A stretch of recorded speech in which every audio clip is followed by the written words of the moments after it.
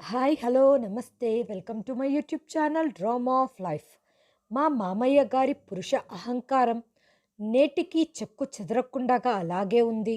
నేను మా అత్తగారి గది గుండా వెళ్ళినప్పుడల్లా నాకు ఆమె అరుపులు వినిపించేవి. ఏమండి, చాలిక ఆపండి, నేను భరించలేకపోతున్నాను అని అరిచేది. ఇది విని నేను ఆశ్చర్యపోయాను. మామయ్య మరియు అత్తయ్య గారి రహస్యం తెలుసుకోవటానికి ఒకరోజు రాత్రి నేను మా అత్తగారి గదిలో దాక్కున్నాను. ఆ తర్వాత మామగారు అత్తయ్యతో ప్రవర్తిస్తున్న తీరును చూసి నేను ఉండలేక, ఆపై నేను కూడా వారితో, నా పేరు మహేశ్వరి. నాకు ఈ మధ్యనే ఒక పెద్ద కుటుంబంలోని అబ్బాయితో పెళ్లి జరిగింది. ఆ కుటుంబంలో అందరూ ఒకరితో ఒకరు ఏం సంబంధం లేనట్లుగా ఎవరి పని వాళ్ళు చూసుకుంటూ చాలా విచిత్రంగా ఉండేవాళ్ళు. పక్క వాళ్ళ గురించి అస్సలు పట్టించుకోవటం కానీ, వాళ్ళ గురించి మంచిగా మాట్లాడటం కానీ చేసేవాళ్ళు కాదు. ఆ ఇంట్లో మా అత్తయ్య మామయ్య కూడా ఉన్నారు. మా అత్తయ్య గారు నన్ను అమ్మలా చూసుకునేవారు. ఎందుకంటే మా అమ్మ నన్ను ఎప్పుడో వదిలేసి పైలోకాలకు వెళ్ళిపోయింది. అందుకే నేను మా అత్తయ్యలో మా అమ్మను చూసుకునేదాన్ని. కానీ ఒకరోజు మామయ్య అత్తయ్యతో దారుణంగా వ్యవహరించారు. దాన్ని చూసి నాకు మతిపోయినట్లుగా అయ్యింది. ఎందుకంటే మా మామయ్య అత్తయ్యతో మా నాన్న చనిపోయి చాలా సంవత్సరాలయ్యింది. మేము 6 మంది సంతానం. అందరికంటే నేనే పెద్దదాన్ని. నాకు 5గురు తమ్ముళ్ళున్నారు. నాకు వయసు అయిపోతున్నా మా నాన్నగారు నా పెళ్లి గురించి ఏ విధమైన ఆలోచనలు చెయ్యకపోగా, నాకంటే ఒక సంవత్సరం చిన్నవాడైన నా తమ్ముడికి పెళ్లి సంబంధం చూస్తున్నారని తెలిసిన బంధువులు, ఇంట్లో అమ్మాయి ఉండగా అబ్బాయికి ఎలా పెళ్లి చేస్తావు అని నాన్నను అడగ్గా, నా కూతురికి కట్నం ఇచ్చి పెళ్లి చెయ్యగలిగేంత డబ్బు నా దగ్గర లేదు. కానీ కోడలదేముంది, ఫ్రీగా వస్తుంది, కట్నం కూడా తెస్తుంది. ఇప్పుడు ఇంటికి మరదలు కూడా వచ్చేసింది. తను నా జీవితాన్ని మరింత దుర్భరం చేసింది. తను ఏ పని చేయకుండగా రోజంతా విశ్రాంతి తీసుకునేది. ఎప్పుడైతే మా అమ్మ చనిపోయిందో అప్పటి నుంచి ఇంట్లో బాధ్యతలన్నీ నా తల మీదే పడ్డాయి. నాన్న చదువు మాన్పించి నన్ను ఇంట్లో పనులు చేయటానికి పెట్టారు. నేను చూడటానికి అంత అందంగా ఉండేదాన్ని కాదు. నాది చామని ఛాయ. ఇప్పుడు నా వయసు 30 సంవత్సరాలు. నా తోటి వయసు ఉన్న నా స్నేహితులకు పెళ్ళిళ్ళు అయిపోయి ఒకరిద్దరు పిల్లలు కూడా పుట్టారు. మరోవైపు నేను ఇలా పెళ్లి పెటాకులు లేకుండగా ఉండిపోయాను. మా నాన్నకు కొడుకుల గురించి తప్ప నా గురించి పట్టదు. నాకు సంబంధించిన ఏ విషయం అయినా ఇంట్లో ఎవ్వరు పట్టించుకునేవాళ్ళు కాదు. ఇంట్లో ఒక పని మనిషిలా పడి ఉండేదాన్ని. ఒకరోజు మా చిన్నాన్న దేవుడిలా నా కోసం ఒక సంబంధాన్ని తీసుకొని వచ్చారు.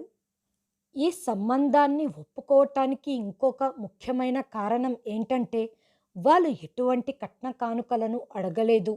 వాళ్ళ దగ్గర కావాల్సినంత డబ్బుంది. ఇక ఈ ఇంటి పీడ విరగడవుతున్నందుకు నేను చాలా సంతోషపడ్డాను. కానీ పెళ్లి కొడుకు మరియు అతని కుటుంబం గురించి తెలిసినప్పుడు నా మనసు విరిగిపోయింది. అబ్బాయి చాలా నల్లగా ఉన్నాడు. అతని కుటుంబం కూడా మా కుటుంబంలాగే చాలా పెద్దది. ఆయనకి 3 అన్నలు, ఒక అక్క, ఒక చెల్లి ఉంది. అందరికీ పెళ్ళిళ్ళు అయ్యాయి. అన్నా తమ్ముళ్ళు ఆస్తి పంపకాలన్నీ జరుపుకొని వాళ్ళ భార్యలతో వేరే ఊర్లో ఉంటున్నారు. ఈయన మాత్రమే తన తల్లిదండ్రులతో కలిసి ఉంటున్నాడు. వ్యక్తి రంగుతో ఏం పనుంది? వ్యక్తిత్వం బాగా ఉంటే చాలు. మరియు బాగా సంపాదిస్తున్నారు అని నేను చాలా సంతోషించాను. నా తమ్ముళ్ళు కానీ, నా తండ్రి కానీ నాకు కాబోయే అత్తారింటి వాళ్ళ గురించి ఆరా తీయలేదు.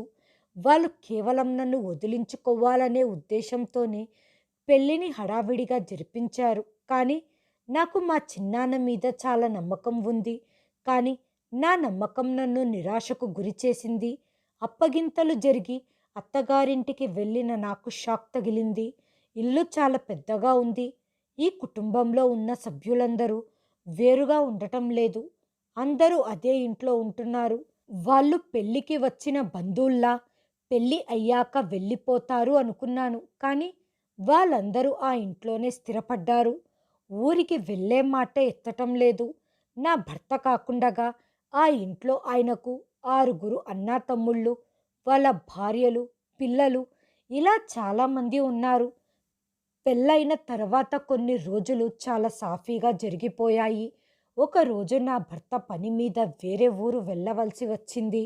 నా బాగోగులు అంతా మా అత్తగారే చూసుకునేవారు. ఆవిడ చాలా మంచిది. నా తోడికోడలు అంతా వాళ్ళ వాళ్ళ గదుల్లో విశ్రాంతి తీసుకొని మేకప్ వేసుకోవటానికే సమయం సరిపోయేది కాదు. నా భర్త ఎప్పుడైతే ఊరికి వెళ్ళేవారో అప్పట్నుంచి నేను ఒక్కదాన్నే గదిలో పడుకునేదాన్ని.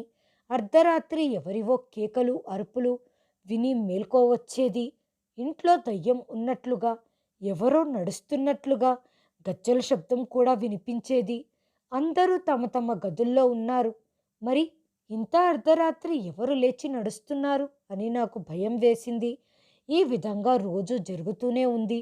రాత్రి సమయంలో ఈ ఇంట్లో ఏం జరుగుతుంది అని మా అత్తగారిని అడిగితే ఆమె కంగారుపడి అసలు విషయం చెప్పకుండగా మాట దాటివేసింది.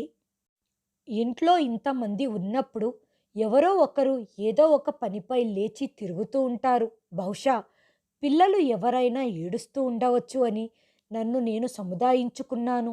ఒకరోజు రాత్రి నేను నా గదిలో పడుకోవటానికి వెళ్ళినప్పుడు మళ్ళీ ఎవరో గట్టిగా అరుస్తున్నట్లు, నడుస్తున్నట్లు అడుగుల చప్పుడు వినిపించింది. రోజు ఇలాగే జరగటంతో ఏం జరుగుతుందో తెలుసుకుందామని ఒకరోజు ధైర్యం చేసి నా గది నుంచి బయటికి వచ్చాను. బయట మా మామగారు ఫోన్లో ఎవరితోనో గట్టిగా అరుస్తూ మాట్లాడుతున్నారు. ఆయనకు 60 ఏళ్ల వయసు ఉన్నా చూడటానికి మాత్రం 50 సంవత్సరాల వయసు వ్యక్తిలా కనిపిస్తాడు. చాలా దృఢంగా ఉంటాడు. చిన్న చిన్న విషయాలకు కూడా గొడవ చేయటం, మాటలతో అందరినీ బెదిరించటం ఇదే మా మామగారి పని. ఆయన ఏ పని చేసేవాడు కాదు. ఇంట్లోనే ఉండేవారు. అత్తయ్యతో సహా ఇంట్లో అందరూ మామయ్యకు భయపడేవారు. అతడు ఎవరితోనూ పద్ధతిగా మాట్లాడేవాడు కాదు. ఎవ్వరి మాట వినేవాడు కాదు. ఆయన ఏం చెయ్యాలనుకుంటే అదే చేసేవాడు. నాకిప్పుడు అనిపించింది, రాత్రుళ్ళు తిరిగే వ్యక్తి ఈయన కాకపోతే ఇంకెవరై ఉంటారు అని. మా మామగారే ఫోన్లో ఇలా రోజు గట్టిగా మాట్లాడి ఉంటారు.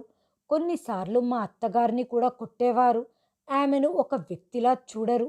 తన కాళ్ళ కింద చెప్పులాగా చూస్తూ ఉంటారు. మామయ్య అత్తయ్యను ఏదో ఒక విషయం గురించి తిడుతూనే ఉంటారు. నేను మెల్లగా వినటానికి ప్రయత్నించేదాన్ని, కానీ వాళ్ళిద్దరూ ఏ విషయం మీద గొడవ పడుతున్నారో నాకు అర్థమయ్యేది కాదు. మామయ్య ఇంత దారుణంగా అత్తయ్యను కొట్టటానికి, తిట్టటానికి గల కారణం, ఆమె ఏమంత పెద్ద తప్పు చేసింది? నా భర్త ఊరికి వెళ్ళిన తర్వాత ఈ ఇంట్లో ఏవేవో కొత్త విషయాలు జరుగుతున్నాయి. కొద్ది రోజుల తర్వాత నా భర్త నాతో 2 రోజులు గడపాలని ఇంటికి వచ్చారు. నేను చాలా సంతోషించాను. మా మామయ్య గారు అత్తయ్య మీద చెయ్యి ఎత్తటం ఆపేశారు. ఇంట్లో వాళ్ళందరూ కలిసి డైనింగ్ టేబుల్ దగ్గర కూర్చొని భోజనం చేసేవాళ్ళు. ఒకరితో ఒకరు చర్చించుకునేవారు. ఇదంతా నా భర్త ఇంట్లో ఉన్నప్పుడే జరిగేది. ఆయన లేనప్పుడు ఎవరి దారి వారిదే అన్నట్లుగా ఉండేవాళ్ళు. ఈ వ్యత్యాసాన్ని నేను గుర్తించాను. ఒకరోజు నేను నా భర్త ఒక రెస్టారెంట్కి వెళ్ళాం. ఆయన నన్ను చూసి, నీ మూడు బాగోలేదా, భోజనం కూడా సరిగ్గా చెయ్యలేదు అనటంతో అతనికి ఇంట్లో జరిగిన విషయం చెప్పాలి అనుకున్నాను. కానీ మేము పెళ్ళైన తర్వాత మొదటిసారి సమయం గడపాలని ఇంట్లో నుంచి బయటికి వచ్చాం. ఈ సమయంలో ఈ విషయాలు ఆయనకు చెప్పి ఆయన మూడెందుకు చెడగొట్టాలి అనుకుంటూనే, మీ నాన్నగారు రాత్రిపూట మీ అమ్మను ఎందుకు కొడతారు అని అడిగాను. ఈ ప్రశ్న విన్న తర్వాత ఆయన నా వైపు ఆశ్చర్యంగా చూస్తూ, నీకేమైనా పిచ్చి పట్టిందా? అలాంటిదేమీ లేదు. నాన్నగారు అమ్మని ఎంతో ప్రేమిస్తున్నారు. నేను ఆయనతో ఏదో చెప్పాలనుకునేలోపు ఆయనకు ఫోన్ రావటంతో ఆయన అక్కడి నుండి పక్కకు వెళ్ళారు. కొద్దిసేపటి తర్వాత అతను తిరిగి వచ్చి, నువ్వేదో చెప్తున్నావు కదా, చెప్పు అని అడిగారు. నేను ఆయనతో ఏమీ చెప్పకుండగా, నేను ఏదో పొరపాటు పడ్డాను, మనం ఇంటికి వెళ్దాం, ఇప్పటికే చాలా లేట్ అయిపోయింది అని నా భర్తతో కలిసి ఇంటికి వచ్చాను. 2 రోజుల తర్వాత నా భర్త పని మీద ఊరికి వెళ్ళారు. నా భర్త వెళ్ళే ముందు షాపింగ్ కోసమని నాకు కొంత డబ్బును ఇచ్చారు. నేను షాపింగ్కి వెళ్ళి తిరిగి వచ్చే సమయానికి మా అత్తయ్య గారి గది తలుపులు తెరిచి ఉన్నాయి. లోపలి నుంచి అరుపులు వినిపించటంతో నేను గది దగ్గరికి వెళ్ళి నిలబడ్డాను. మామయ్య గారు మళ్ళీ అత్తయ్య మీద చెయ్యి చేసుకుంటున్నారు. అది పట్టపగలే, రాత్రి సమయం కూడా కాదు. నేను నా చేతిలో ఉన్న షాపింగ్ వస్తువులను పక్కన పెట్టి నేను మామయ్య అత్తయ్య మాటలు వినటానికి ప్రయత్నిస్తున్నాను. అత్తయ్య మామయ్యతో, ఇక చాలు ఆపండి. మీ దెబ్బలను నేను తట్టుకోలేకపోతున్నాను. నన్ను క్షమించండి. అయినా ఎంతకాలం నన్ను ఈ విధంగా హింసిస్తారు?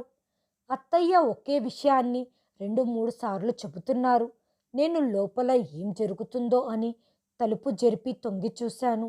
లోపలి సన్నివేశం చూసి నా కాళ్ళ కింద నేల లాగేసినట్టయింది. లోపల మామయ్య గారు మా అత్తయ్య జుట్టును కత్తిరిస్తున్నారు. నేను ఆశ్చర్యపోయాను. ఇంతకాలం మామయ్య అత్తయ్య పైన చెయ్యి చేసుకుంటున్నారు. అందుకే ఆమె ఇంత గట్టిగా అరుస్తుంది అని అనుకున్నాను. కానీ నా ఈ ఆలోచన తప్పని తేలింది. ఆయన ఎందుకని అత్తయ్య వెంట్రుకలను కత్తిరిస్తున్నారు? నాకు ఈ విషయం అర్థం కావటం లేదు. ఆడవారికి వెంట్రుకలు ఆభరణం లాంటిది. ఆడదాని అందం తన వెంట్రుకలతోనే ముడిపడి ఉంటుంది. మామయ్య ఒక చేతిలో కత్తెర, ఇంకో చేతిలో కత్తిరించిన వెంట్రుకలను పట్టుకొని ఉన్నారు. నేను ఆగలేక గట్టిగా అరుస్తూ గదిలోకి ప్రవేశించాను. మామయ్య, మీరెందుకిలా చేస్తున్నారు? అమ్మా మహేశ్వరి, సంతోషించు. మీ అత్తయ్య చేసిన తప్పుకు ఇది చాలా చిన్న శిక్ష. తాను చేసిన పనికి తనను ఈ ఇంట్లో నుంచి వెళ్ళగొట్టాలి. ఇది చెప్తూ మామయ్య గదిలో నుంచి బయటికి వెళ్ళిపోయారు. నేను వెళ్ళి అత్తయ్యను కౌగిలించుకొని ఓదారుస్తూ ఇలా అడిగాను. అత్తయ్య, ఏంటి ఇదంతా? మామయ్య ఎందుకు మీ వెంట్రుకలను కట్ చేస్తున్నారు? అత్తయ్య ఏడుస్తూ, తల్లి, ఆయన రోజు ఈ విధంగానే చేస్తారు. ముందు ఆయన నన్ను కొడతారు, ఆ తర్వాత నా వెంట్రుకలను కత్తిరిస్తారు. ఈయన చాలా దుర్మార్గుడు, ఏదైనా చెయ్యగలడు. నీకసలు ఈ ఇంటి గురించి ఏమీ తెలియదు. అందుకే ఈ విషయం నీకు అర్థం కాదు. అమ్మ మహేశ్వరి, నన్ను నమ్ము. నేను నిర్దోషిని. నేను ఏ తప్పు చెయ్యలేదు అని అత్తయ్య ఏడుస్తుంటే, అసలు విషయం ఏంటి? ఆయన ఎందుకు మీతో ఈ విధంగా ప్రవర్తిస్తున్నారు అని అడిగాను. మహేశ్వరి, ఇంట్లో అందరూ కేవలం వాళ్ళ గురించి మాత్రమే ఆలోచించుకుంటారు. పక్క వాళ్ళ గురించి పట్టించుకోరు. ఎందుకంటే వీళ్ళంతా నా చిన్న కొడుకు సంపాదన మీద బ్రతుకుతున్నారు. నువ్వు ఇంట్లో ఉన్న వ్యక్తులతో జాగ్రత్తగా ఉండు. ముఖ్యంగా మీ మామయ్యతో. ఆయన చాలా దుర్మార్గుడు. నువ్వు ఏ విషయాన్ని కూడా నీ భర్తతో చెప్పొద్దు. నువ్వు చెప్పావని తెలిస్తే ఈయన నా ప్రాణం తీసేస్తారు అని చెప్పి అత్తయ్య నన్ను బలవంతంగా గది నుండి బయటికి పంపించేసింది. నువ్వు ఇంకోసారి ఎప్పుడు మా ఇద్దరి మధ్య జరిగే గొడవలో రావద్దు. నువ్వు కలగజేసుకోవాల్సిన అవసరం లేదు అని అన్నారు. మామయ్య ప్రవర్తన అత్తయ్యతో సరిగ్గా లేదు. ఆమెపై ఈ విధంగా దౌర్జన్యం జరగటం నేను సహించలేకపోయాను. నేను మౌనంగా నా గదివైపు వెళ్తుండగా మామయ్య నన్ను పిలిచి ఇలా చెప్పారు. ఒక్కసారి నేను చెప్పేది విను తల్లి. నాకు తెలుసు నేను చెప్పిన మాటలు నువ్వు నమ్మటం లేదని. మామయ్య గారు ఏం చెప్తున్నారో నాకు అర్థం కావటం లేదు. ఆయన నా దగ్గరికి వచ్చి, నా కొడుకులాగే నువ్వు కూడా చాలా తెలివైన దానివని నాకు తెలుసు అనటంతో, మామయ్య, మీరు అత్తయ్యతో చాలా దారుణంగా వ్యవహరిస్తున్నారు అనగా మామయ్య ఇలా చెప్పారు. సరే ఉండు తల్లి, ఇప్పుడు జరిగిందంతా నేను నీకు చెప్తాను. నీకు నాపై నమ్మకం రావాలి కదా. నీకు తెలియాలి ఇంట్లో ఏం జరుగుతుందో అంటూ తన జేబుల్లో నుంచి మొబైల్ ఫోన్ తీసి అందులో ఏదో చేయటం మొదలుపెట్టారు. ఆ తర్వాత మొబైల్లో ఉన్న కొన్ని ఫోటోలను చూడమంటూ మొబైల్ను నా వైపుకు తిప్పి, ఈ ఫోటోలు చూడు తల్లి. ఇది చూసిన తర్వాత ఇంకెప్పుడు నువ్వు నన్ను తప్పుగా అర్థం చేసుకోవు. నేనేమి తప్పుడు వ్యక్తిని కాదు. ఏ మొగాడైనా తన భార్య చేసిన నమ్మక ద్రోహాన్ని చూసినప్పుడు అతను ఖచ్చితంగా తన భార్యను ఏదో రకంగా ఆపాలని చూస్తాడు. ఆ ఫోటోలు చూశాక నా నెత్తి మీద పిడుగుపడ్డట్టయింది. ప్రస్తుతం నేను నా కళ్ళను నమ్మలేకపోయాను. నేను ఇంకా ఆ ఫోటోలను అలాగే చూస్తూ ఉన్నాను. అంతలోనే మా అత్తయ్య మెట్లు ఎక్కి పైకొచ్చి నా చేతుల్లో నుంచి మొబైల్ లాక్కొని తన దగ్గర పెట్టుకుంది. ఆ తర్వాత అత్తయ్య నా చెయ్యిని పట్టుకొని లాగుతూ, ఇక్కడ నీకేం పని? నువ్వు ఇంకా నీ గదిలోకి వెళ్ళలేదా? నేను అత్తయ్యకు ఏదో చెప్పబోతుండగా, నీకు ఏమీ తెలియదు. నువ్వు అర్థం చేసుకునే స్థితిలో లేవు. ముందు నీ గదికి వెళ్ళు.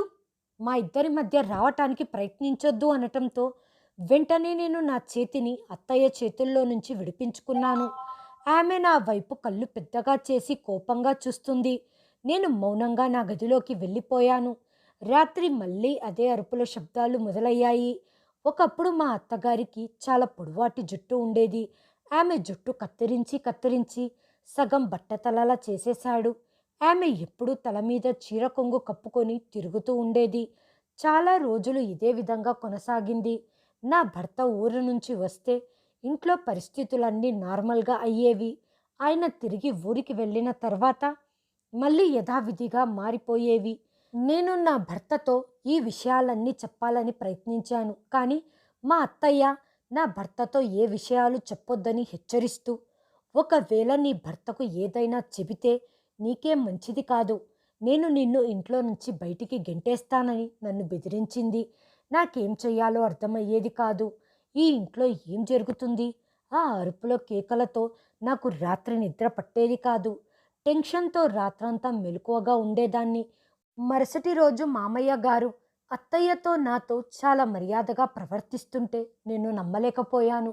బహుశా ఆయన తన తప్పును గుర్తించి భార్యపై చెయ్యి చేసుకోకూడదు అని తెలుసుకున్నారేమో అనుకున్నాను. నేను వాళ్ళ మధ్య ఉన్న సఖ్యతను, ప్రేమను, అభిమానాన్ని చూసి చాలా సంతోషించాను. చాలా రోజుల నుంచి మామయ్య గారి వ్యవహారం అత్తయ్య పట్ల సరిగ్గా ఉండేది కాదు. ఇప్పుడు వాళ్ళ మధ్య పరిస్థితి చక్కబడటంతో నాకొక టెన్షన్ తీరిపోయింది. రోజులు సాఫీగా గడుస్తున్నాయి. ఒకరోజు రాత్రి 10 గంటలకి నేను నా గదిలో కూర్చొని టీవీ చూస్తుండగా మామగారు నా గదిలోకి వచ్చేశారు. మామగారు, మీరేంటి ఈ సమయంలో ఇక్కడ? కొడలా, నీ కోసం టీ తెచ్చాను. మీ ఆయనకు, మీ అత్తయ్యకు నా చేతి టీ అంటే చాలా ఇష్టం.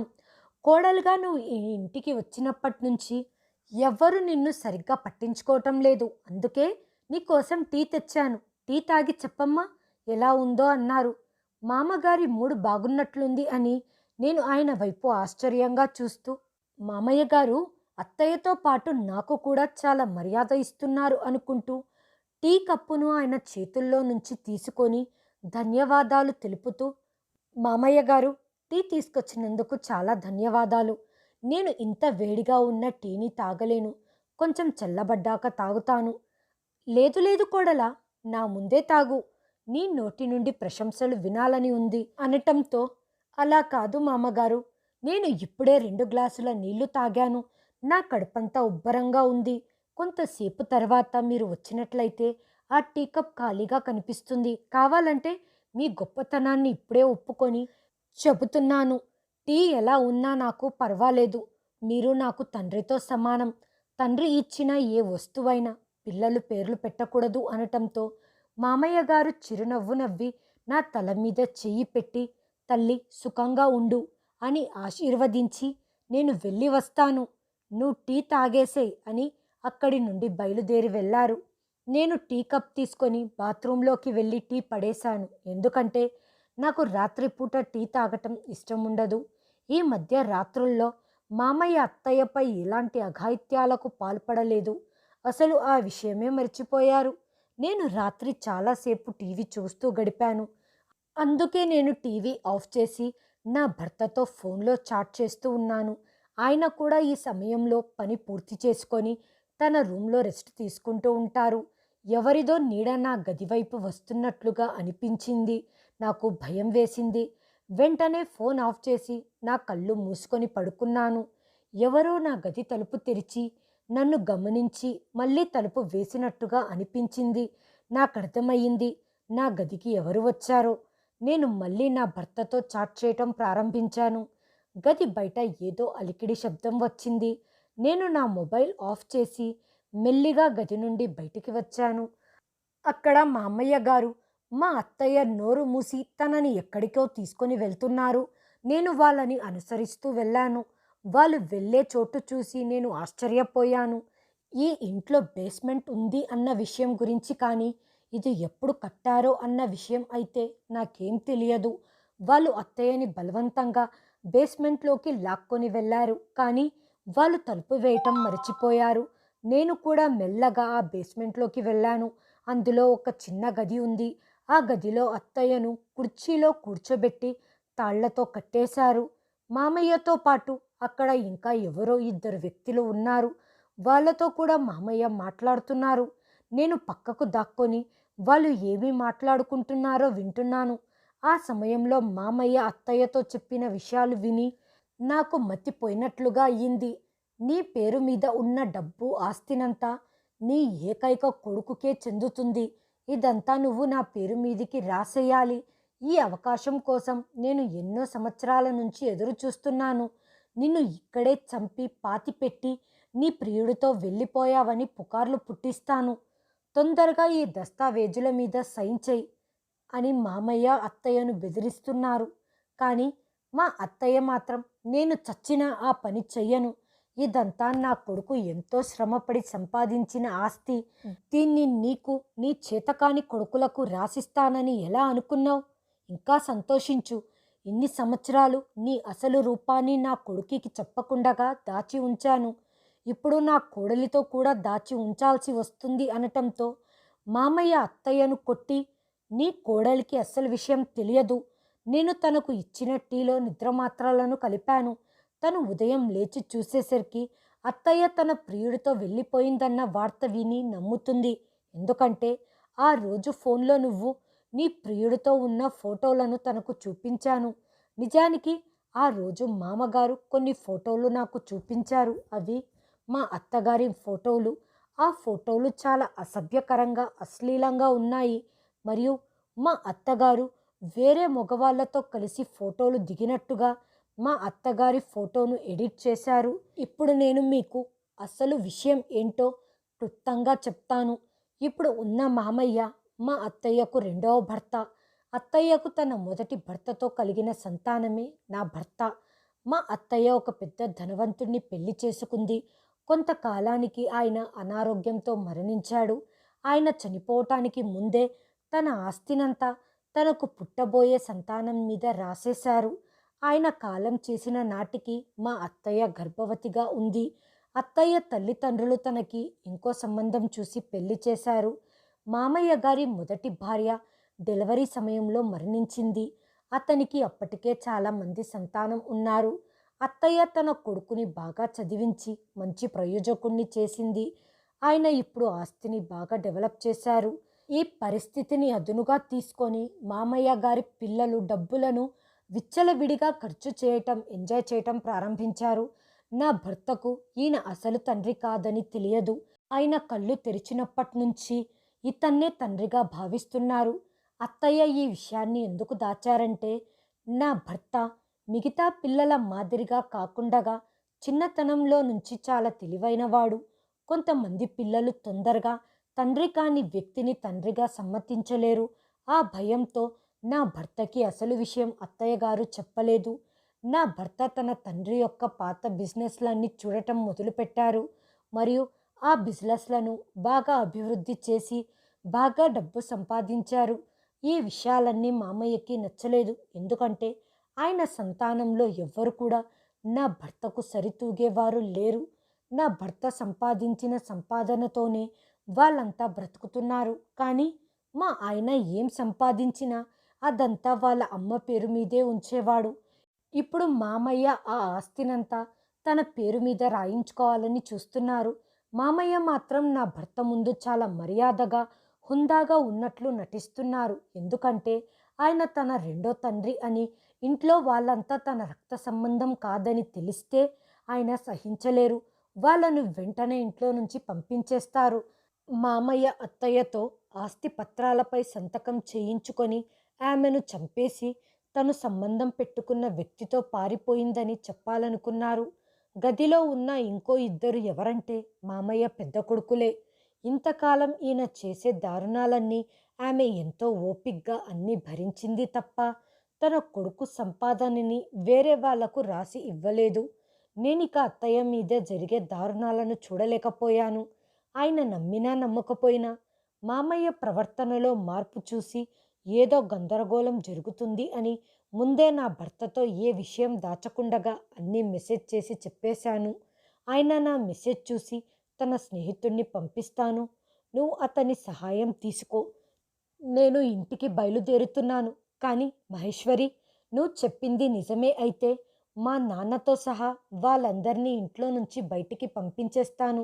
అదే అబద్ధమైతే నిన్ను ఇంట్లో నుంచి బయటికి పంపించేసి విడాకులిచ్చేస్తాను అనటంతో నాకు అంతా అంగీకారమే అని చెప్పాను. నేను బేస్మెంట్లో నుంచి బయటికి వస్తుండగా నా భర్త స్నేహితుడితో పాటు ఒక పోలీస్ ఆఫీసర్ కనిపించారు. నేను ఆయనకు జరిగిందంతా చెప్పి, కావాలంటే మీరు కూడా వచ్చి బేస్మెంట్లో చూడండి అని చెప్పి ఆయనను బేస్మెంట్లోకి తీసుకొని వెళ్ళాను. అక్కడ ఆయన జరిగిందంతా తన కళ్ళతో చూశారు. మామయ్య మరియు అతని కొడుకులు అత్తయ్యను కొట్టి ఆస్తి పత్రాలపై సంతకం చేయించుకోవటానికి ప్రయత్నిస్తున్నారు. ఆ పోలీస్ ఆఫీసర్ వాళ్ళందరినీ అరెస్ట్ చేసి పోలీస్ స్టేషన్కి తీసుకొని వెళ్ళారు. నా భర్త స్నేహితుడు అన్ని విషయాలను ఫోన్లో నా భర్తకు తెలియజేశాడు. ఉదయం నా భర్త ఇంటికి రాగానే మామయ్య మీద మరియు అతని కొడుకుల మీద కేసు నమోదు చేయించారు. అత్తయ్య గారు కూడా కోర్టులో సాక్ష్యం చెప్పటం వల్ల మాకు అనుకూలంగా తీర్పు వచ్చింది. మామయ్యను మరియు కొడుకు కోడళ్లను ఇంట్లో నుంచి బయటికి పంపించేశారు. ఇప్పుడు ఈ ఇంట్లో మేము ముగ్గురమే ఎంతో సంతోషంగా ఉంటున్నాం. అప్పుడప్పుడు కొంతమంది డబ్బు వ్యామోహంలో పడి తమ యొక్క బంధాలను కూడా నిర్లక్ష్యం చేస్తారు. నేను మీతో ఒక విన్నపం చేసుకుంటున్నాను. దయచేసి బంధాలను బాంధవ్యాలను గౌరవించి అందరికీ సరైన గౌరవం ఇవ్వాలి. డబ్బు ఈ రోజు ఉండవచ్చు, రేపు ఉండకపోవచ్చు, కానీ బాంధవ్యాలు ఎల్లకాలం నిలబడి ఉంటాయి. హాయ్ ఫ్రెండ్స్, ఈ వీడియోని చివరి వరకు చూసినందుకు ధన్యవాదాలు. ప్లీజ్ సబ్స్క్రైబ్ చేయండి, లైక్ చేయండి, షేర్ చేయండి, కామెంట్ చేయండి. Thanks for watching.